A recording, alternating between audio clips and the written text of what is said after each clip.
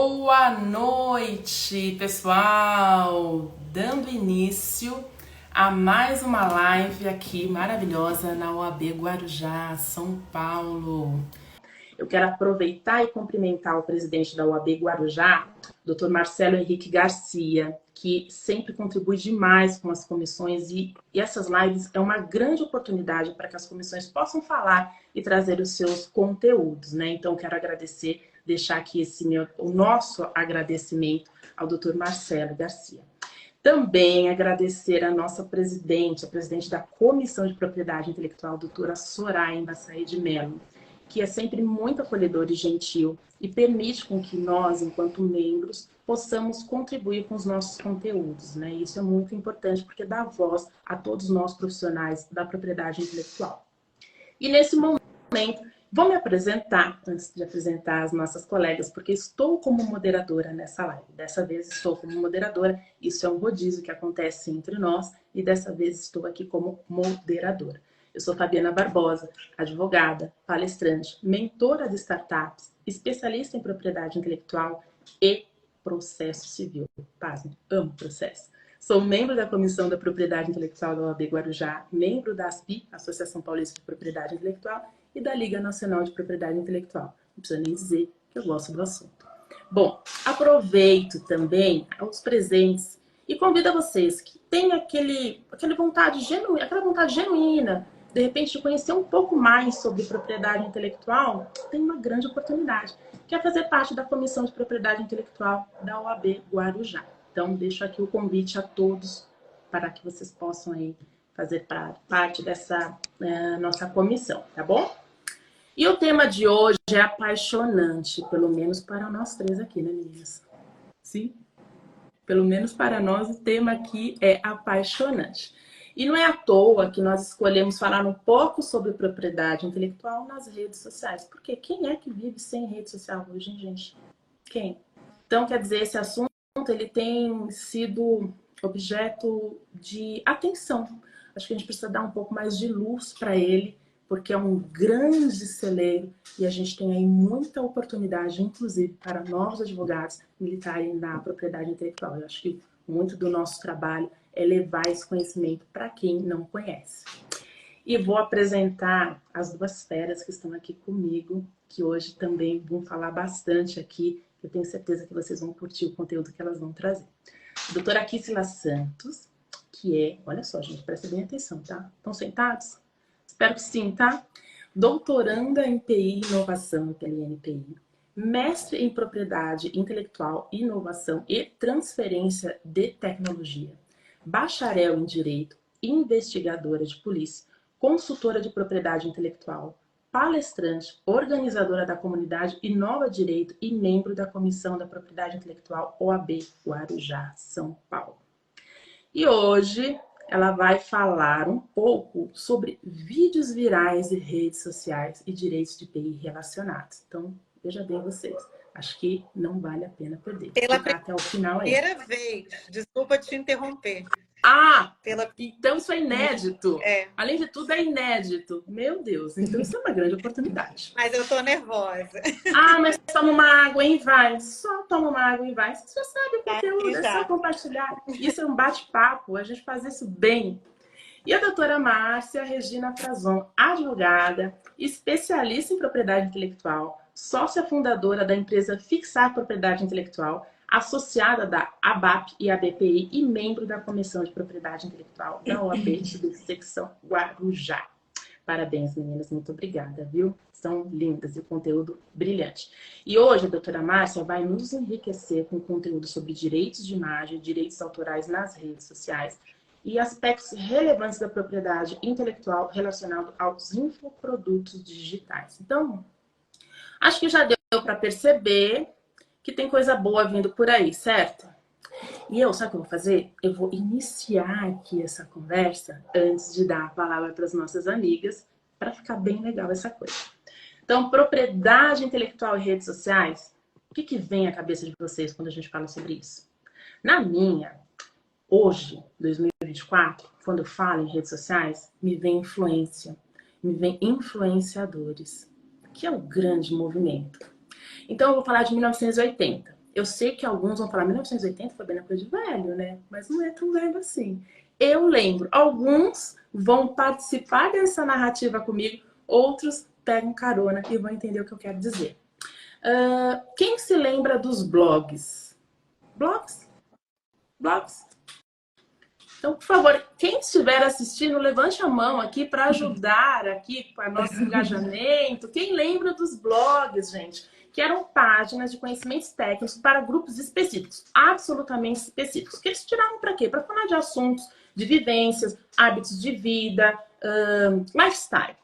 Eram águas calmas e serenas. E que em 2000 apertamos o cinto.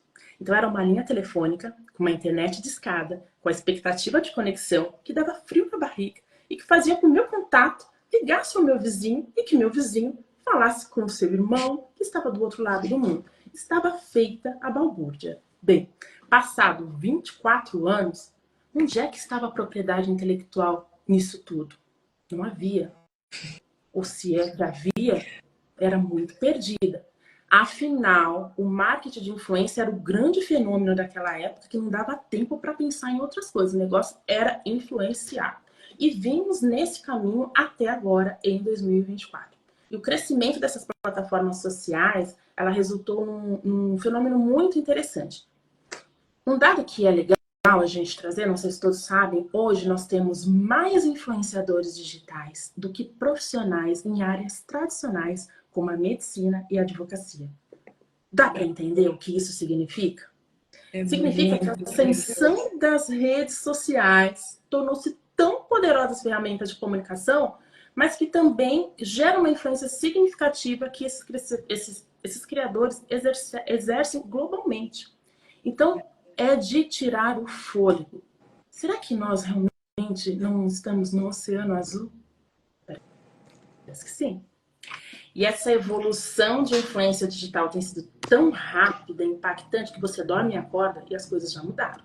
E começou com um simples compartilhamento de experiência, opiniões pessoais, evoluiu para uma indústria robusta, capaz de ditar tendências, modular opiniões, cancelamentos, decisões de compra em massa. É uma grande loucura. E a gente se perde muitas das vezes no que pode e o que não pode. Várias são as situações que a gente se vê perdido. O que é que a gente pode ou não pode dentro de um cenário de rede social? E essa expansão é uma necessidade, traz uma necessidade muito relevante sobre o acompanhamento jurídico, que tornou-se crucial para que garanta direito dos criadores eles estejam devidamente protegidos. Então, no coração dessa proteção, que encontra-se a propriedade intelectual, que é um conceito que abrange todos os direitos sobre criações de intelecto humano, significa proteger vídeos, imagens e até mesmo slogan e até o branding pessoal dessas pessoas. Em tal modo e importância, as marcas não ficam à mercê disso. Elas se tornaram cada vez mais importantes à medida que influenciadores constroem suas marcas pessoais nas redes sociais. Proteger esses elementos se tornou essencial para evitar cópias e garantir originalidade. Isso sem esquecer de outros aspectos que hoje nem vão ser objeto de conversa, porque talvez passássemos aqui a noite inteira conversando. E aí, como eu não quero falar um pouco mais do que eu já disse, porque as minhas amigas já estão sedentas para falar, eu quero convidar agora a doutora Kissla para que ela fale com a nossa audiência, para que ela possa se apresentar um pouco mais, porque eu já falei bastante, e venha trazer o conteúdo dela para brilhantar essa noite aqui para vocês. Doutora Kissla, é com você. A tela é sua. Gente, que aula de oratória que nós tivemos. Muito obrigada pela palavra. Quero cumprimentar as minhas colegas e também colegas e ouvintes, espectadores. Eu não sei nem se essa palavra, Fabiana e Márcia, ainda está sendo utilizada quando o assunto é rede social. Por quê? Porque a gente está aqui, mas a pessoa, muitas vezes, está na rede social fazendo outras coisas. E outra coisa que eu quero trazer aqui para vocês, e que meu pensamento ele não é muito linear, tá? Eu vou lá e volto, porque é assim que funciona a minha cabeça. A gente está aqui ouvindo e vendo, nós três, necessariamente até na rede social, que é um conteúdo gratuito. Onde está a propriedade intelectual no direito do direito que nós possuímos autoral moral, em primeiro lugar. Isso porque a gente não está anunciando marca nenhuma, nós não estamos transmitindo por trás dessa fala nossa nenhuma música. Agora imaginem se nós estivéssemos aqui com uma camisa, é direito nosso. Bem, comprar uma camisa com aquela marca Coach, né? Sim. A gente vai estar anunciando aquela marca e vai ser muito bom para aquela empresa que nós estamos anunciando aquela marca. Mas também nós estamos fazendo um merchandising em plena rede social usando aquela camisa. Então, hoje eu optei por colocar uma blusa básica para quem está me ouvindo, que não está necessariamente olhando a tela. Eu sou uma pessoa morena, de cabelos claros, com um brinco de pérola, apenas, que está aparecendo na tela. Então, quando a gente está no audiovisual, nós temos que nos preocupar em como as pessoas estão nos enxergando, mesmo que elas não estejam vendo com os olhos reais, os ouvidos e atentas no que nós estamos falando. Por isso, eu gostaria de trazer para essa oportunidade de live a questão de vídeos virais. Esse termo a gente é chamado a ler e ouvir. E o que são vídeos virais? São vídeos que são conteúdos de audiovisual e que estão nas redes sociais de forma muito mais frequente do que os vídeos não. Mas como que eles chegaram a esse patamar de serem considerados virais? E o que é necessário para que ele se torne viral? Em primeiro lugar, o engajamento. Aí vem termos jurídicos que não são jurídicos. São termos do marketing e que o direito está pegando emprestado. Porque tudo que está no mundo pode ser considerado parte disso. Logo, se está no mundo virtual, nós estamos falando de redes sociais, nós estamos falando de fatos jurídicos sociais das redes sociais. Está falhando um pouco o sinal. Vou abrir a porta para ver se melhora, porque pode ser. Isso que eu ia comentar, porque a gente trocar talvez perca posso trocar a minha internet também, mas melhorou um pouco? Melhorou sim. Eu abri a porta. E aí eu vou pedir, inclusive, para o pessoal que está nos assistindo, se sentir oscilação na comunicação, diz aqui pra gente ter essa atenção com vocês, tá bem? Obrigada. Você quer que eu volte um ponto, Fabiana? Eu volto. Você estava falando dos vídeos virais, eu acho que é legal, seria bacana a gente trazer isso de novo, se você puder. Beleza. O que são vídeos virais? Vídeos virais são conteúdos de audiovisual. E para resumir, esses vídeos virais se tornaram virais por causa do engajamento. E esse termo, engajamento, ele vem do marketing. Sim. E esse termo do marketing digital, ele é um termo que está sendo utilizado para comunicar a interação dos usuários com as redes sociais. E esses usuários, eles são nada mais, nada menos que clientes. Eles são clientes. Agora, é possível considerar que a rede social seja um e-commerce? Pois é, não a princípio. Mas existe um termo já do marketing que se chama social commerce. Então, a gente pega um termo emprestado do outro para poder definir uma nova coisa. Porque as redes sociais, elas estão em interação com plataformas de e-commerce. E, recentemente, eu sou a louca das redes sociais. Eu tenho várias. Como que você dá conta? Cada hora eu acesso uma. Eu enjoo de uma e vou para outra. Então, eu tenho Instagram, eu tenho TikTok, tenho LinkedIn, tenho Facebook. Meu Deus! Meu Deus! Agora eu estou tentando me adaptar ao LinkedIn, porque eu tenho o LinkedIn há muito tempo, enfim. E no LinkedIn nós somos influenciadores. Cada um lá é influenciador. Mesmo que você não queira. Mesmo que você não queira. Mas voltando ao conceito do social commerce, a rede social, ela tem conteúdos que são objeto da API. E que tipo de conteúdos são eles?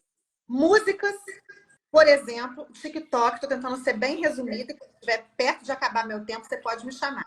Ok, com o Júlio aqui no relógio. TikTok, recentemente, teve uma política que suspendeu o uso de muitas músicas, e eu não sei se vocês perceberam, quem é usuário do TikTok, tá? E por que isso aconteceu de repente? Não foi de repente. Uma coisa é nós termos um território local e físico, ou um país, ou um estado, ou uma cidade. E a lei que se aplica àquele território, ok? Ok. E existe a lei nacional. Agora, outra coisa é você estar anunciando em nível global. Quando você anuncia em nível global, você é influenciador, seja você de qual tamanho for.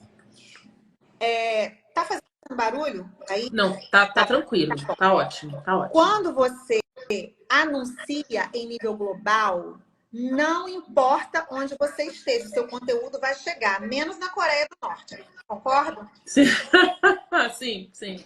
Exato. Sim. Então, o seu conteúdo vai chegar. Só que a política local não necessariamente é igual do seu país. Sim. Então, o que vai acontecer? Termos de uso de músicas, licenças, autorizações e etc. E afins. Contratos de permissão de uso. Todo esse tipo de política e de legislação, a União Europeia possui a sua. Pode ser que algum país da União Europeia tenha alguma resolução diferente.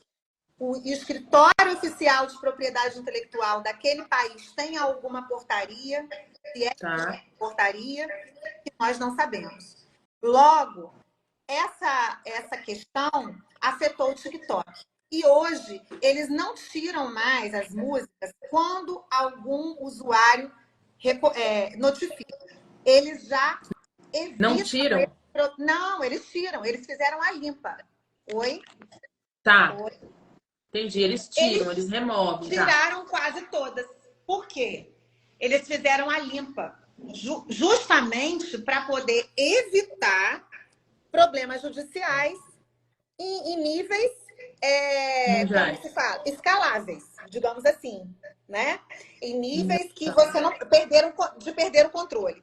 Então, hoje, eles fazem já dessa forma. Já sofreram muitos processos, ainda sofrem. Existem muitas questões nos Estados Unidos, principalmente, porque os Estados Unidos é radicalmente contra o TikTok e baniu a transmissão de muitas redes sociais, baniu o TikTok dos Estados Unidos. Existiu uma decisão sobre isso. Só que quero pedir perdão, porque eu não sei em que ponto que está essa ação. Essa discussão. Tá. Nesse problema. Mas houve sim decisão de banir o TikTok dos Estados Unidos.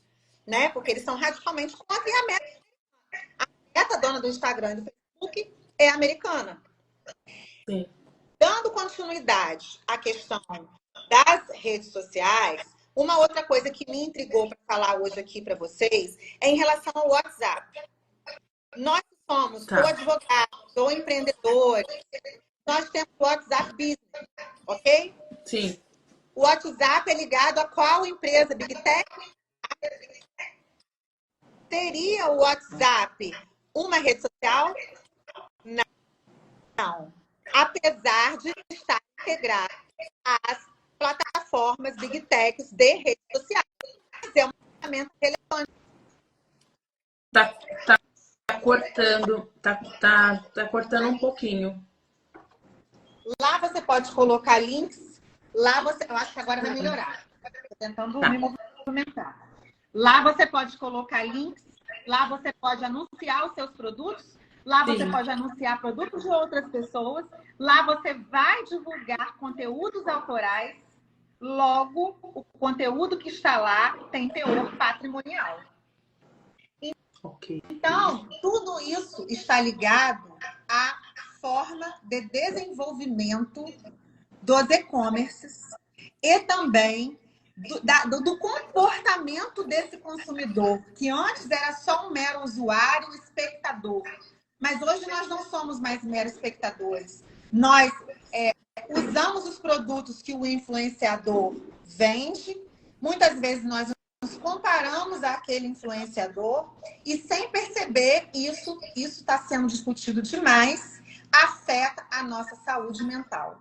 Sim. Então, para encerrar a minha fala por hora, que eu posso voltar a falar sobre isso, e quero passar a palavra para a colega Márcia, recentemente no Brasil, os alunos de escolas até o ensino médio, desde o ensino fundamental, ou seja, da educação básica, não vão mais poder usar celular em sala de aula. Senhoras doutoras devem ter visto isso. Inclusive na hora do recreio. Então, como controlar isso, não sei. Confesso que eu não sei como vai controlar isso. Isso nós não sabemos. Claro que tem que partir da casa de cada criança, de cada adolescente. Só que a cultura da rede social já está implementada, está no nosso cérebro. A Juliana está perguntando se o Telegram também seria rede social ou conteúdo patrimonial. Eu não uso Telegram. Eu tenho conta lá e não uso Telegram. Mas se o Telegram ou Telegram, em inglês, né? Eu tenho também, mas eu não uso. Eu tenho. Já usei, porque lembra uma época que teve problema no WhatsApp, o WhatsApp parou de funcionar? Aí todo mundo vai, ai meu Deus, socorro. Aí vai todo mundo pro Telegram. Aí quando volta o WhatsApp, todo mundo volta. Só que podem observar que europeus, principalmente, não usam o WhatsApp. Por causa de quê? Da política de privacidade. Porque não tem segurança, não é ser considerada segura. E a Telegram, sim. Agora, no Telegram, tem muito conteúdo de vendas, de anúncio. Tem grupos que tem muita gente lá, que cabe muita gente, e que dá para anunciar muitas coisas. Não é considerado e-commerce. É, sim, um meio de comunicação importante, relevante, e que integra plataformas de e-commerce. Mas rede social, não. Rede social tem que haver interação simultânea com a transmissão de conteúdo moral e patrimonial a princípio. E tanto de direito do autor, quanto de direito de marcas, principalmente. Claro que também envolve design, desenho industrial, também pode envolver patente. Claro que envolve plataforma, software, mas em termos de propriedade intelectual, os dois direitos principais são direito do autor e direito de marcas, que é o direito marcário. Deixa eu perguntar, você falando, né, a gente falando de marcas, falando de vídeos virais, né, isso virou uma febre muito grande, né, o TikTok hoje ele movimenta, assim, eu tenho TikTok, mas eu não faço uso, porque para mim é muita coisa na minha cabeça, sabe? A gente não vai fazer dancinha, né? Não tenho nem agenda, hein? Não temos agenda para isso. Mal tô cuidando dos meus prazos, que sabe fazer dancinha. Mas eu tomei um susto esses dias ao entrar no TikTok e vi uma marca X, que eu não vou fazer propaganda nessa marca, usando inúmeros influenciadores, mas com vídeos assim, como se fosse de TV já. E as pessoas altamente engajadas na entrega daquele produto.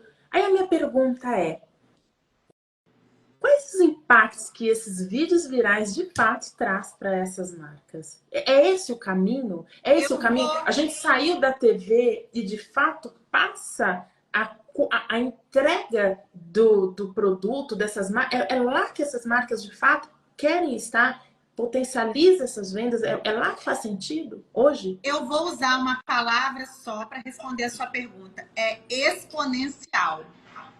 Essa live que nós estamos fazendo aqui e agora, se fosse... Nós estamos agora com 11 espectadores.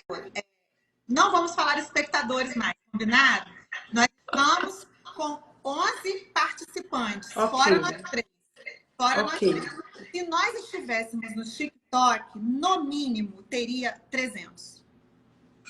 No perfil normal, sem impulsionamento, tá?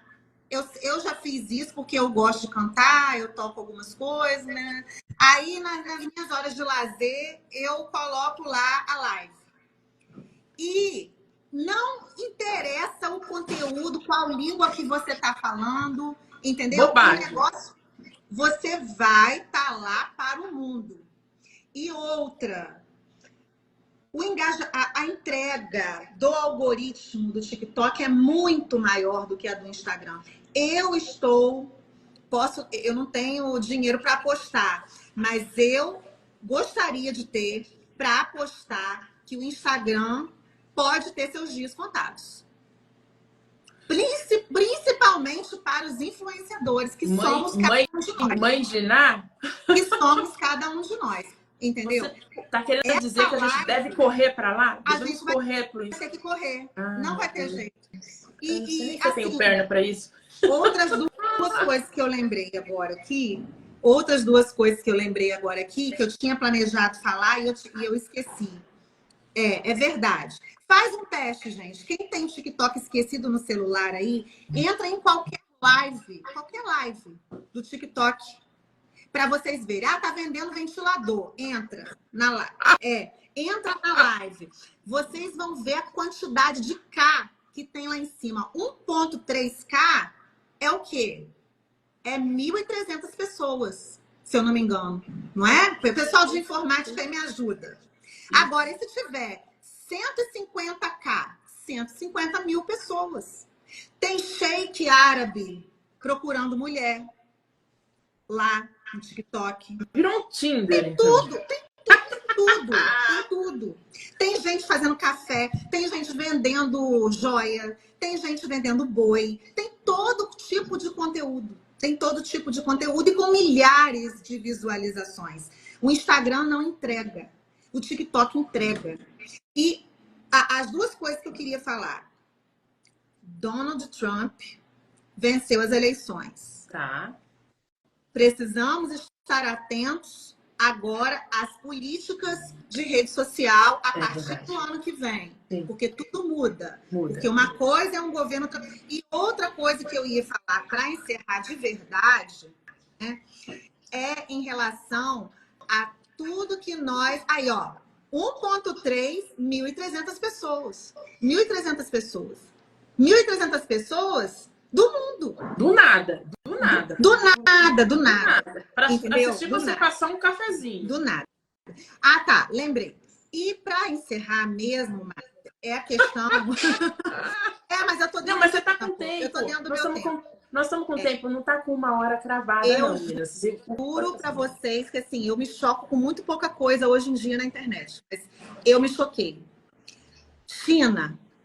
A China não deve ter um só. Tem um shopping vazio. Existem lojas reais com funcionários dentro das lojas.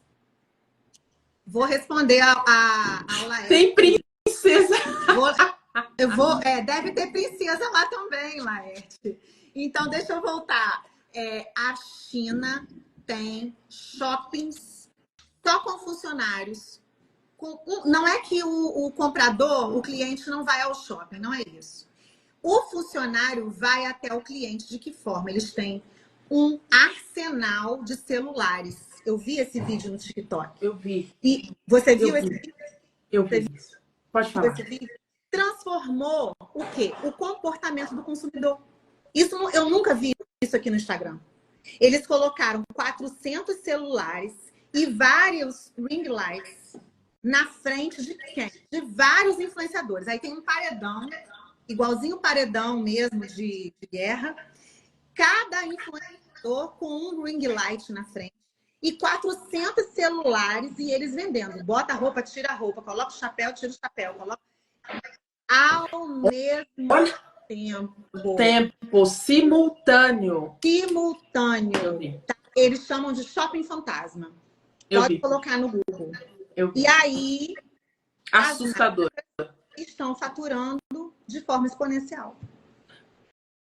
Pensa, 400 celulares ao mesmo tempo para a rede de cada uma dessas pessoas que são influenciadores vendendo. De cada loja, de cada marca. Isso se a loja não for multimarcas. Você sabe, eu já vi gente aqui no Brasil já se preparando para fazer. Tem clientes. Tem clientes. Vai fazer, mas não chega, vai ganhar muito dinheiro, mas nunca vai chegar ao patamar deles. Sim. Eu estava conversando até hoje com um cliente, falando sobre questão de redes, enfim, né? E é uma verdade, né? Você precisa estar atento que tá com... Porque assim, hoje inovar é uma dificuldade, né? Geralmente é uma dificuldade, principalmente para quem tem comércio, etc. Então você precisa de fato estar atento ao que está acontecendo no mercado mundial para tentar transformar aqui para os seus negócios. Possivelmente, talvez, um pequeno médio não consiga colocar 400, mas é um novo olhar sobre o comércio. É um novo olhar. Modelo de negócio. É um novo olhar. Na minha opinião. Singela opinião. É dinâmico, né? Então, quando a gente fala, né, de 1980, caiu em 2000 e hoje, 2024, você dorme e acorda, a coisa tá totalmente outra. O nosso olhar sobre isso, ele se torna crucial para buscar regulamentar, levar isso para o lugar, para os trilhos, né? À medida que a gente consiga tratar cada um dos pontos inerentes ao que acontece nas redes, levar as coisas para os trilhos. Muito bom, perfeito, Kitsila, muito obrigada. Belíssima apresentação, contribuição. Eu vou dizer para quem tiver ainda perguntas, quiser contribuições, vamos deixar a doutora Márcia falar e aí ao final a gente fecha com isso. E agora eu vou chamar a nossa querida doutora Márcia Frazon, que vai falar mais um pouco sobre isso e agora ela vai focar aí no direito de imagem, direitos autorais nas redes sociais. Acho que vem muito de encontro ao que a doutora Kitsila trouxe. Acho que vai aí abrilhantar muito esse conteúdo. E também vai falar um pouquinho sobre os aspectos relevantes, né, Márcia, da propriedade intelectual relacionado a infoprodutos, né? Exato. Pera, tem uma perguntinha aqui. Quem perguntou alguma coisa? Tem todo... Ai, meu Deus do céu. Bom, vamos lá, doutora Márcia, por favor, né? Pode trazer aí o seu conteúdo para o nosso pessoal que está aqui presente, que já estão ansiosos pela sua fala. Obrigada, Fabiana. Obrigada, Kitsila, pela presença e por a gente estar juntos nesse trabalho. Acho que é bem importante a gente, de alguma forma, contribuir, né, com as pessoas, com as empresas, e para que eles entendam quais são os seus direitos e também para poder saber o que fazer para proteger, para evitar riscos, né? Então, eu vou só contextualizar um pouco para que fique mais claro e não tão técnico. Então, a gente está falando especificamente sobre redes sociais, né? Propriedade intelectual nas redes sociais. Então, esse ambiente digital, especificamente esse das redes sociais, eles são canais de atuação para empresas e para uma variedade de negócios, né? E nesse ambiente, os direitos de propriedade intelectual, eles entram em cena, porque eles estão sendo produzidos e estão circulando nesse meio, nas redes sociais. E, diante disso, é interesse dos titulares desses direitos ver esses direitos protegidos e reconhecidos. E aí é nesse ponto que a gente começa a compreender que existem algumas necessidades, surgem necessidades nesse ambiente de redes sociais. Eu vou citar 3 delas aqui, mas eu sei que existem outras, muito mais. Mas as que eu considero mais importantes: a necessidade de proteger a propriedade intelectual, né? Os direitos sobre marcas, nomes de domínio, direitos sobre imagem, direitos autorais, as relações que existem entre parceiros de negócios, aí eu posso citar o caso de influenciadores e seus parceiros, né? Tudo isso precisa ser olhado, entendido, planejado e protegido de forma estratégica, de acordo com o objetivo comercial de cada um desses players, né? Desses autores. Como uma segunda necessidade, a necessidade de uma regulação e de aplicação desses direitos, né? Porque aqui, ó, eu vou ressaltar, essa necessidade, ela envolve a obrigação e o dever por parte de todos os players envolvidos, os elementos envolvidos, as empresas, os titulares desses direitos, os produtores, os influenciadores, os infoprodutores, o mercado externo, né, como a Kissila estava mencionando, tudo isso acaba aqui interferindo nisso. Tá, mas e qual que é esse dever, né, que surge como uma necessidade nas redes sociais? É o dever de fazer valer os meus direitos sobre a minha propriedade intelectual, né, sobre os meus bens intelectuais. E para isso, eu como titular desse direito, ou como uma empresa que está divulgando lá no TikTok, ou está divulgando no Instagram, como um influenciador, que estou influenciando o consumidor na sua escolha pela compra, eu preciso comunicar ao público. Eu preciso tornar visível que aquele post, que aquela marca, que aquele e-book, que aquele produto que eu estou representando, eventualmente tem um titular, né? Claro, comunicar e fazer o registro também, né? E o dever, principalmente, de exigir a aplicação desses direitos que eu tenho como titular de uma propriedade intelectual. Então, e quando for o caso, eu preciso, inclusive, agir buscando a reparação de um dano eventualmente violado, usado de forma indevida sem a minha autorização, né? Então, hoje, as próprias plataformas nas redes sociais, o Instagram, o Facebook, TikTok tem que correr um pouco atrás disso ainda, né? Mas o Instagram, YouTube, Facebook, eles já têm dentro das plataformas recursos em que eu mesmo, titular de um direito, de um perfil lá, posso me valer para fazer uma denúncia contra o uso da minha marca comercial, violação de imagem, né? Violação dos meus direitos autorais. Isso também acontece no Instagram e YouTube, né? Então, eu posso me valer e eu preciso atuar, porque de certa forma eu estou contribuindo, eu estou ajudando a fazer valer esse meu direito, né? Hoje, a gente falou um pouquinho sobre né, o aumento massivo de influenciadores, a Fabiana comentou, né? Isso está acontecendo muito em relação à produção de produtos, né? Os infoprodutos também, que eu vou falar um pouquinho lá na frente, mas as pessoas começam a produzir conteúdo nas redes sociais e logo elas estão vendendo mentoria, curso, vendendo material, e ainda não tem nenhum CNPJ, né? E nem o registro da marca, sabe?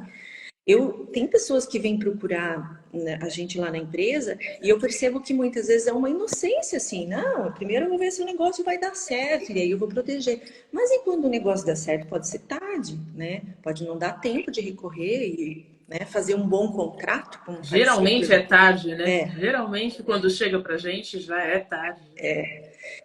E uma terceira necessidade que é bem importante também e que anda junto com a necessidade de fazer valer o meu direito dentro desse ambiente digital, das redes sociais, eu preciso respeitar os direitos de terceiros.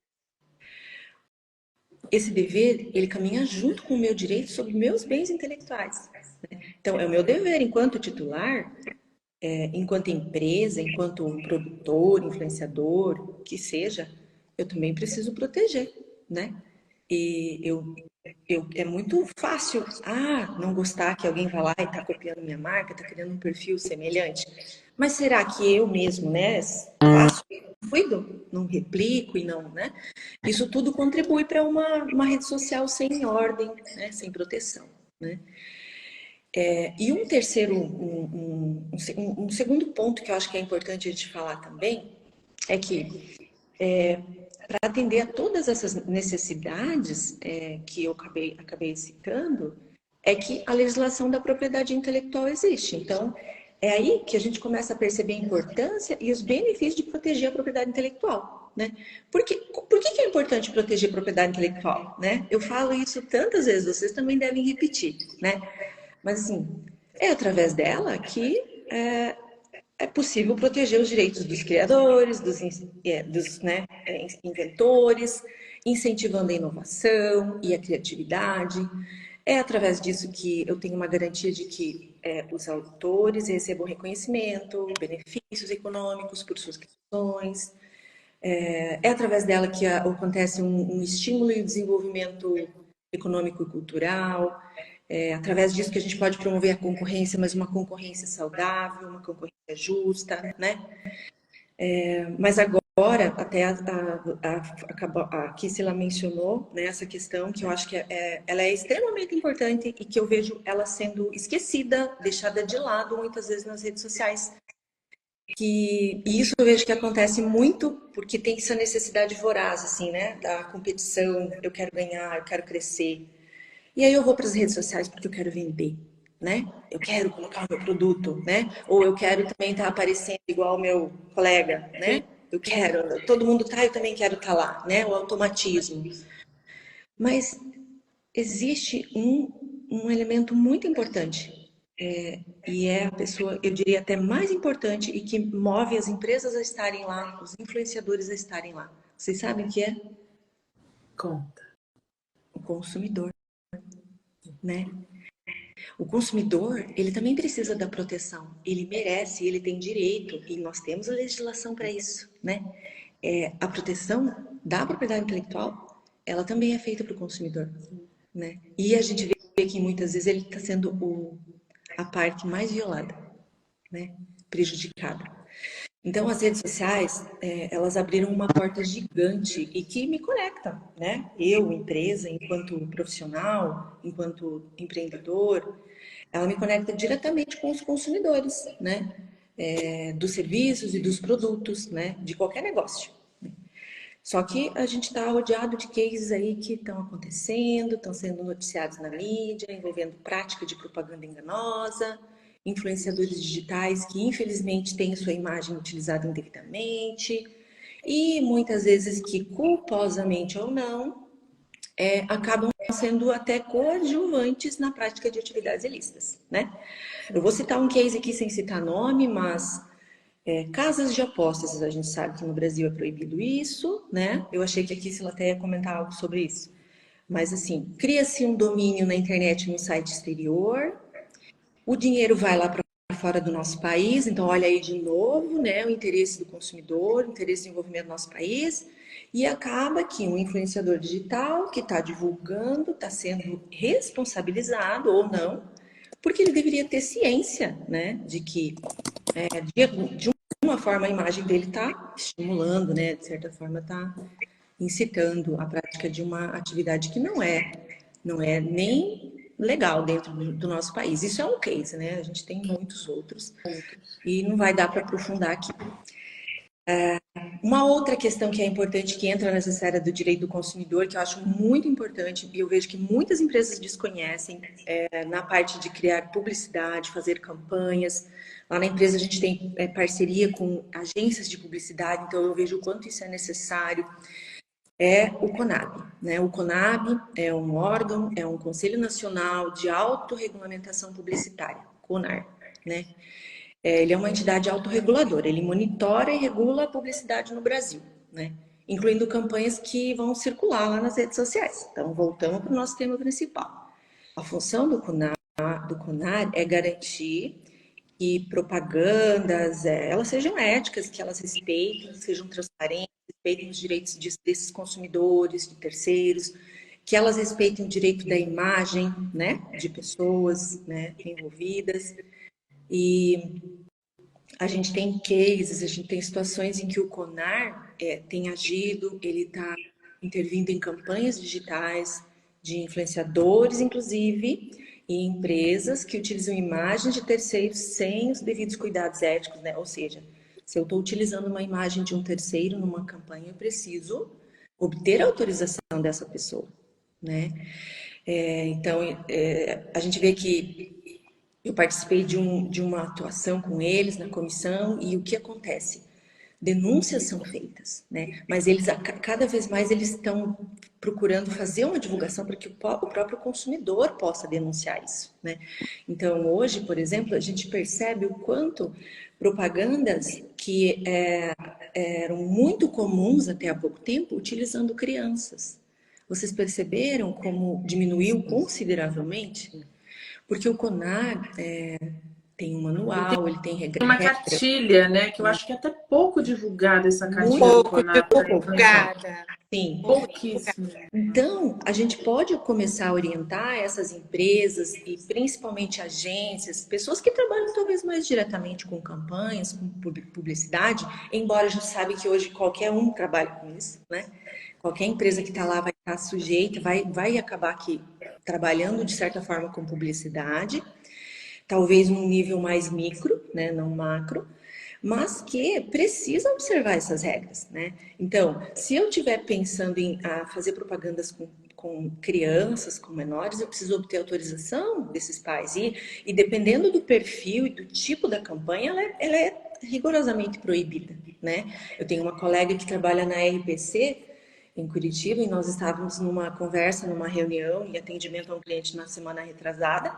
E a RPC, infelizmente, tinha algumas campanhas, eles fizeram um projeto do ano inteiro, para agora no final do ano fazer alguns anúncios e campanhas que continham imagens de crianças.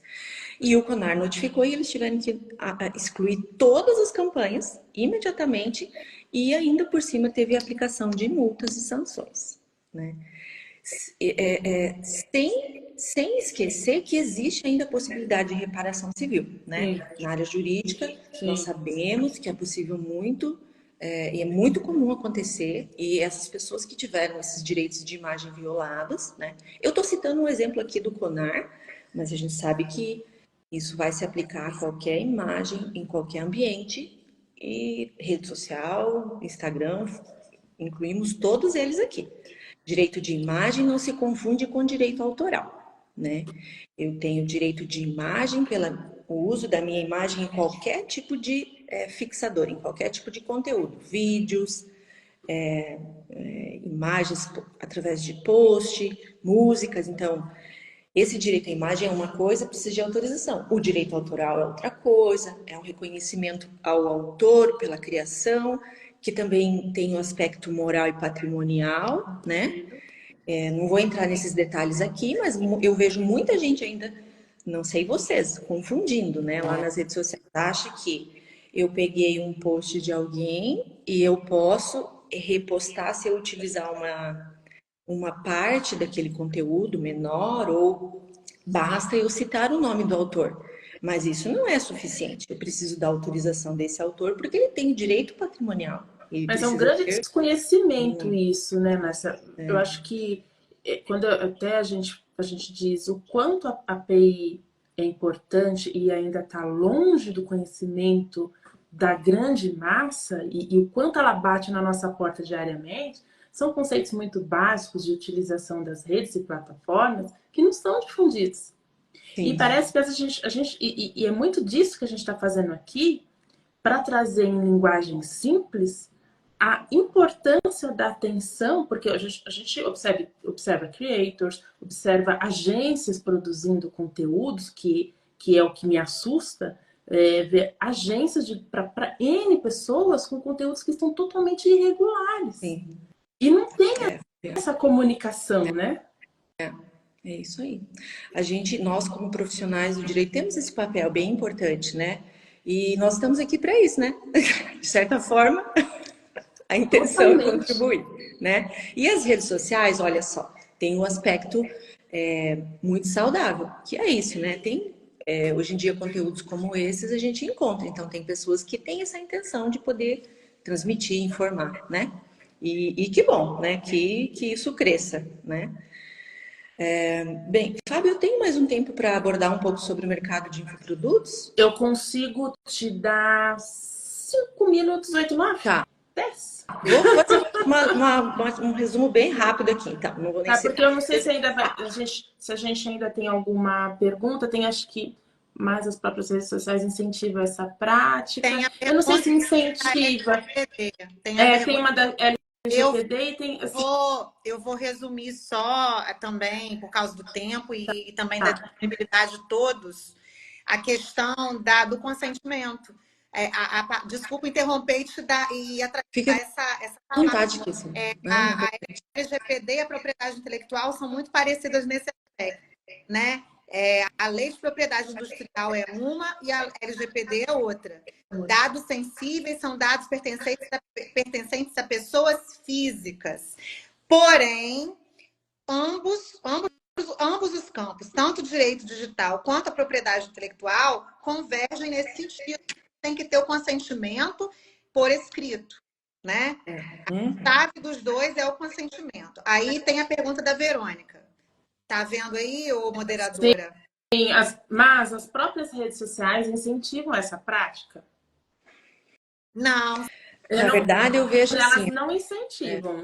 Você quer falar mais? Eu me lembro de uma fala minha com o meu filho, né, durante a semana.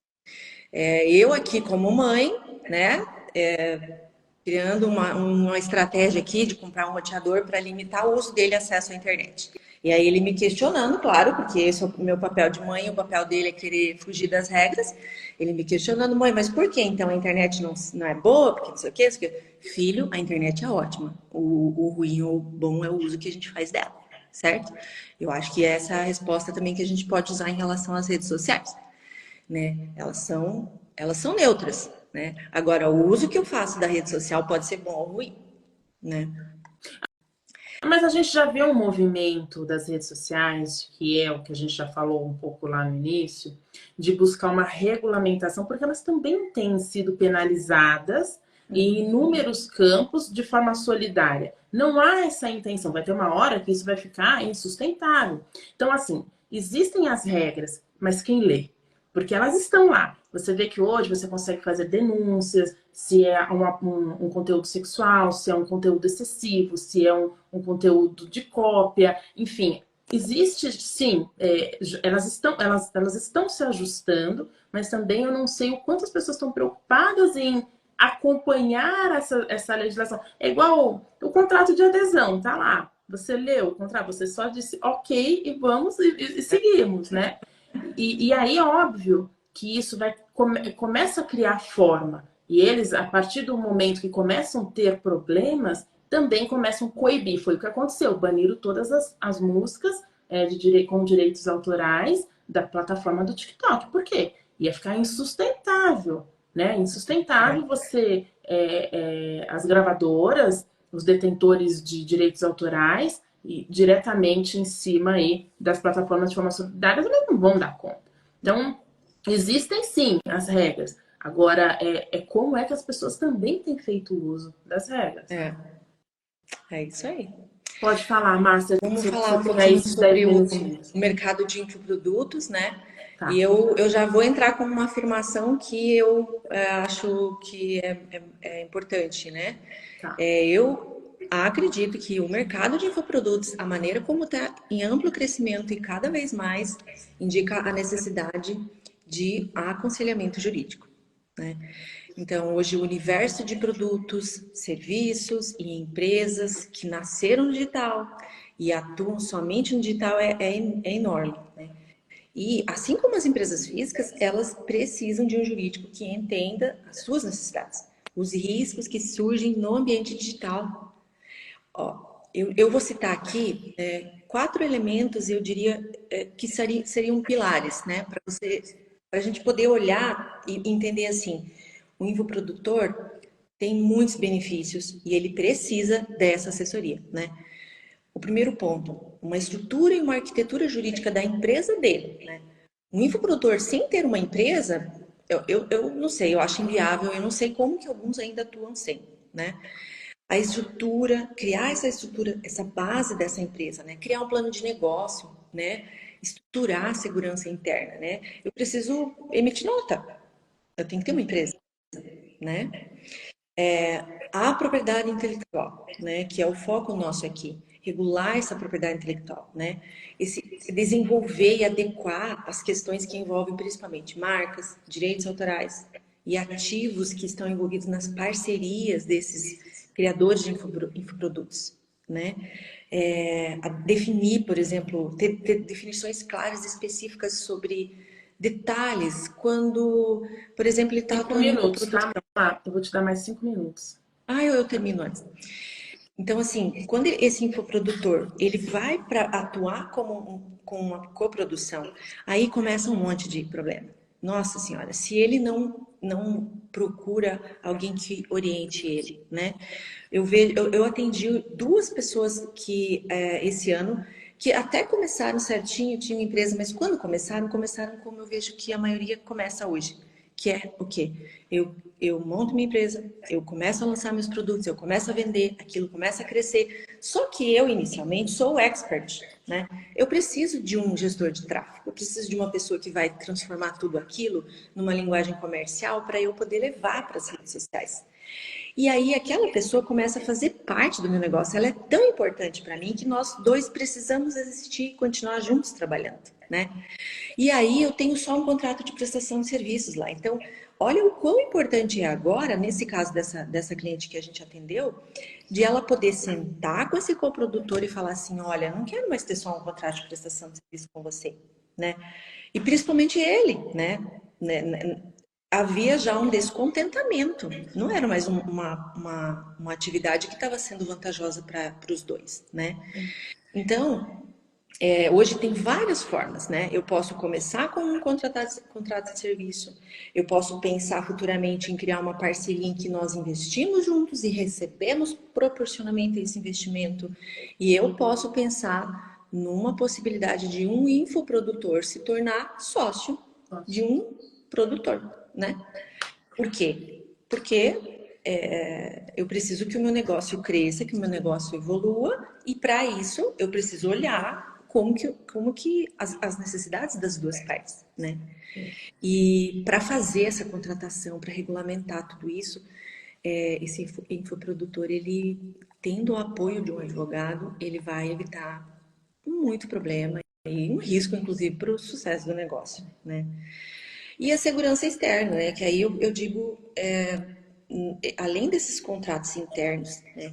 Eu, enquanto dono de um negócio, um infoprodutor, preciso regulamentar todo esse ambiente interno, de parceiro, né? De coprodutor, mas eu também preciso regulamentar contratos externos, né? Esses contratos e termos de adesão que a gente vê por aí, a necessidade de olhar para a LGPD, como que eu vou cumprir para não cometer, né? Erros e depois lá na frente ter problemas.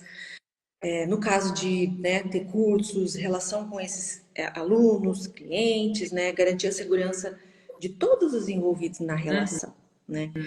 Então, sem contar em necessidade de criar políticas de cookies e privacidade e tudo mais, né? Então, é muita coisa que precisa ser lembrada, pensada, para não fazer tudo, né, atropelado, assim, e depois lá na frente eu me perco. Dá né? problema. Tem muita coisa que a gente poderia falar, a gente poderia entrar no assunto sobre influenciadores, né, Kissila e Fábio, mas o tempo não permite. Quem sabe numa próxima, Na né? próxima, na live 2. Isso. Vamos fazer no TikTok agora. Olha aí, né? Segundo a Kissila, não tem jeito. Não vai ter erro, não vai ter Mas erro. faça. É... Depois você Fala. e os colegas que estão assistindo me falem. Quantos tem assistindo a live das pessoas? Muita gente. É verdade. Muito legal. Eu não sei se nós temos mais perguntas, se quem está nos assistindo tem ainda alguma pergunta que deseja ter respondida. Nós estamos aqui avançado um pouquinho do horário, geralmente as nossas lives têm uma duração de 60 minutos, né? Até para que todos possam aproveitar ao máximo desse conteúdo e não ficar muito longo. Temos mais, todas as perguntas acho que foram respondidas, né? Tem alguém aqui? Mais alguma coisa? Vamos ver, esperar um pouquinho. Acho que não. Dou-lhe uma, dou-lhe duas, dou-lhe três. Ponto, encerrado. Bom, pessoal, olha, foi incrível, meninas, mais uma vez estarmos juntas, né? Com o conteúdo que a gente gosta tanto de fazer, de falar, de conversar, de debater, de estudar. E, de fato, obrigada pelos parabéns, viu? Obrigada, Julie. Para que a gente possa contribuir sempre com esses conteúdos que ficam tão à margem, às vezes, das pessoas e e de fato é tão importante, né? Eu quero agradecer a Kíssila, querida, né, por estar presente, ter contribuído tanto, né? Esses últimos dias a gente conversou bastante para trazer um conteúdo bacana. Doutora Márcia, muito obrigada, querida, por toda a dedicação, né? E vocês pensam que não, mas os bastidores, ele acontece, viu? E tem que não é brincadeira, não. trabalho no escritório, né? Vocês estão pensando que é assim, fácil chegar aqui? Ó, não, tem todo um trabalho aqui de bastidor. A gente espera, mas eles acontecem. Eles acontecem. Eu quero agradecer a todos vocês que estiveram presentes conosco até aqui, agradecer as nossas colegas, né? Muito obrigada pela contribuição. Mais uma vez ao OAB Guarujá por nos dedicar aqui, por nos permitir ter esse tempo para poder contribuir. E eu espero que vocês aproveitem desse canal, assistam outras lives que também são disponibilizadas. Essa, vou repetir, é a nossa última de 2024, viu, meninas? A última live da nossa comissão. Então, assim, fechamos... Olha a responsabilidade. Fechamos aqui com chave de ouro. Quero desejar um final de ano incrível para todos vocês. E muito obrigada por estarem aqui conosco, tá bem?